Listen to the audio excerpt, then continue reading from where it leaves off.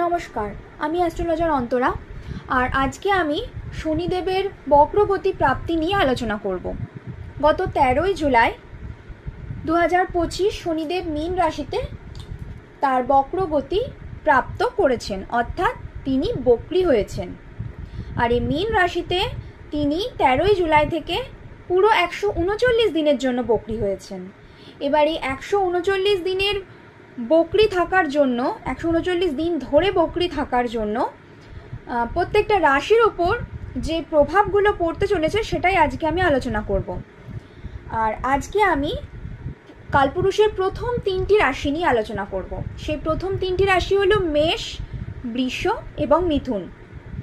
তো আসি প্রথমে মেষ রাশিতে। মেষ রাশি, এই রাশির কর্ম এবং আয়ের ওপর বিশেষ প্রভাব পড়বে।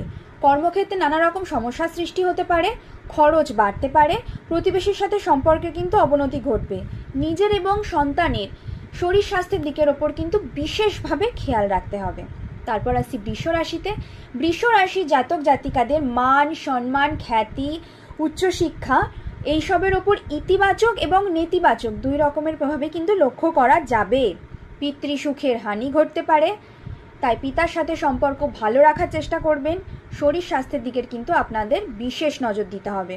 এছাড়া আপনাদের গৃহে সুখের অভাব ঘটতে পারে। কাজকর্মের জায়গায় প্রথম দিকে সমস্যার সৃষ্টি হলেও পরবর্তীতে কিন্তু উন্নতি হবে। এরপর আসছি 3 নম্বর রাশি, মিথুন রাশি। মিথুন রাশির জাতক জাতিকাদের এই সময় জীবনসঙ্গী, ব্যবসা এবং অংশীদারি ব্যবসা এই 3টে ক্ষেত্রে কিন্তু বিশেষভাবে নজর দিতে হবে।